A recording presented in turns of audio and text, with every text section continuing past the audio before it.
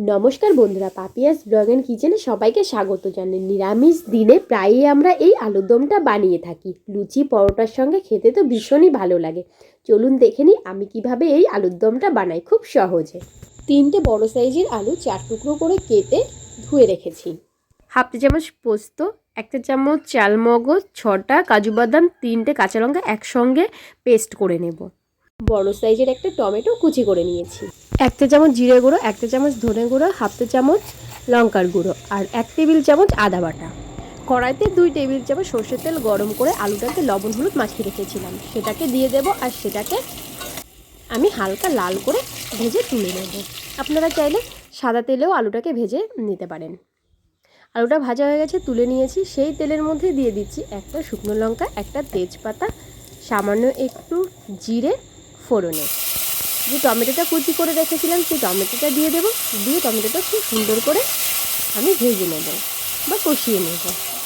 তো টমেটোটা আমার একটু নরম হয়ে আসবে, তারপরে তার মধ্যে দিয়ে দেবো যে আদাটা বেটে রেখেছি সেই আদা আর টমেটোটা খুব ভালো করে কষিয়ে নেব। আমার চ্যানেলের রেসিপিগুলো যদি ভালো লেগে থাকে অবশ্যই আমার চ্যানেলটা সাবস্ক্রাইব করবেন আর আমার পাশে থাকবেন। আদা আর টমেটোটা খুব ভালো করে কষিয়ে নেব।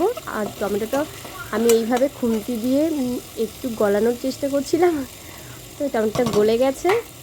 আর যে গুঁড়ো মশলাটা রেখেছিলাম জিরে ধনে আর লঙ্কা আর সামান্য একটু জল দিয়ে মশলাটাকে খুব ভালো করে কষিয়ে নেব। আপনারা আপনাদের স্বাদ মতন লঙ্কাটা ব্যবহার করবেন, কারণ আগে কাঁচা লঙ্কা দেয়া হয়েছে। আর এখানে আমি শুকনো লঙ্কাটা দিচ্ছি, গুঁড়ো লঙ্কাটা। আর হাফ চা চামচ আমি কাশ্মীরি লঙ্কার গুঁড়ো দিলাম, এটা তো কালারের জন্য। সামান্য একটু জল দিয়ে দেবো, আবার 2 টেবিল চামচ মতো জল দিয়েছি। জল দিয়ে মশলাটাকে খুব ভালো করে কষিয়ে নেব। আমি যে টমেটোটা দিয়েছিলাম টুকরো করে সেটাও পুরো সেদ্ধ হয়ে গেছে, মশলাটা কষানো হয়ে গেছে, তেল ছেড়ে দিয়েছে। তখন আমি যে পেস্ট বানিয়ে রেখেছিলাম চালমগজ, পোস্ত আর কাজু লঙ্কা দিয়ে সেই মশলাটা দিয়ে দেবো। মশলাটা দিয়ে আমি 5 মিনিট মতন একটু কষিয়ে নেব একদম লো ফ্লেমে।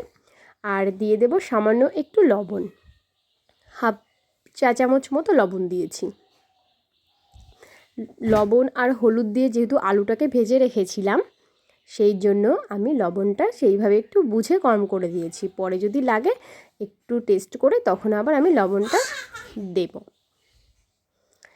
তারপরে যে ভেজে রাখা আলুটা ছিল সেটা দিয়ে দিলাম। আর আলুটা দিয়ে খুব ভালো করে একদম লো ফ্লেমে আমি এটাকে কষিয়ে নেব। তো আমি প্রায় 7 থেকে 8 মিনিট আলুটাকে এইভাবে কষিয়ে নিয়েছি। তারপরে আলুর মশলাটা যে জল ছিল সেটা পুরো টেনে গেছে, মশলাটা একটু ভাজা ভাজা মতো হয়ে গেছে। তারপরে আমি 3 কাপ জল গরম করে আমি আলুর মধ্যে দিয়ে দিয়েছি। আর সাইডে যে মশলাগুলো ছিল কড়াই সাইড দিয়ে লেগে, সেই মশলাগুলোকেও আমি এইভাবে খুন্তি দিয়ে একটু নামিয়ে নিচ্ছি, কারণ অনেকটা মশলা সাইডে লেগে গেছে। তখন গ্যাসের ফ্লেমটা একদম হাই করে দেব। আর এইভাবে যখন ফুটে উঠবে গ্রেভিটা তখন আমি গ্যাসের ফ্লেমটা লো করে এবার ঢেকে দেব। আমি প্রায় 7 থেকে 8 মিনিট পরে ঢাকনাটা খুললাম, খুলে দেখব আলু কতটা সেদ্ধ হয়েছে।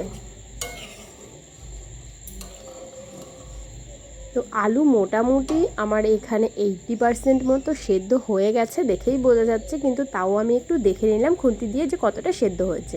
তো আলু এখনও পুরোপুরি সেদ্ধ হয়নি, সেই কারণে আমি আবার এটাকে ঢেকে রাখবো। আলুর দম এইভাবে রান্না করলে নিরামিষ কিন্তু মনেই হবে না যে নিরামিষ, আর খেতে খুবই টেস্টি হবে। আমি লবণটা একটু পরিমাণে কম দিয়েছিলাম, দেখলাম লবণটা কম আছে, তাই আরও হাফ চা চামচ আমি লবণ দিয়ে দিলাম। লবণ আর লঙ্কাটা আপনাদের স্বাদ মতো ব্যবহার করবেন, চাইলে একটু চিনিও যদি খান তো চিনিও দিতে পারেন। আমি যেহেতু আলুটা মিষ্টি সেই কারণে আমি চিনি ব্যবহার করছি না। তো আলু আমার পুরোপুরি এখানে সেদ্ধ হয়ে গেছে। গরম মশলা আর সামান্য একটু ঘি দিয়ে আমি এটাকে ফুটিয়ে নেব। নামানোর আগে ধনেপাতা কুচি ছড়িয়ে নামিয়ে নিলে হয়ে যাবে আমার গরম গরম আলুর দম। তো এইভাবে আলুর দম অবশ্যই বানাবেন, আশা করছি আপনাদের খুবই ভালো লাগবে।